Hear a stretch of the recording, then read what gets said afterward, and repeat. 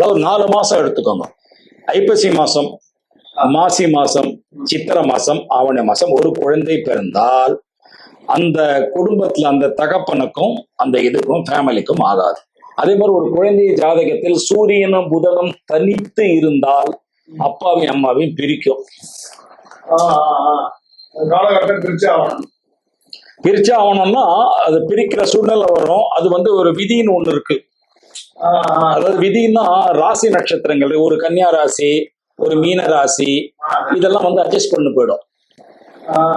இந்த விருச்சிக ராசி, சிம்ம ராசி, மேஷ ராசி, இந்த 3 ராசி என்ன லெவலுக்கு இருந்தாலும் ஒரு லெவலுக்கு மேல இறங்காது.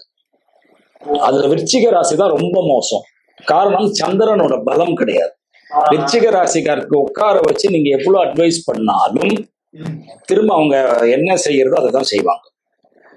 வேலையை பாடுறா அப்படின்னாங்க. அதாவது இவங்க பணியணும்னு சொன்னா கூட பின்னால இருக்கிற செவ்வாய் அவங்கள டாமினேஷன் பண்ண, நீ பெரிய ஆளு, நீ எதுக்கு பண்ணிடுற அப்படின்னு சொல்லி உங்களை கொண்டு போய் கோயில்ல இருக்கும். அத விருச்சிக ராசியை பொறுத்தவரைக்கும் இப்ப வா இல்ல எப்பவுமே வராது, அவ்வளவுதான்.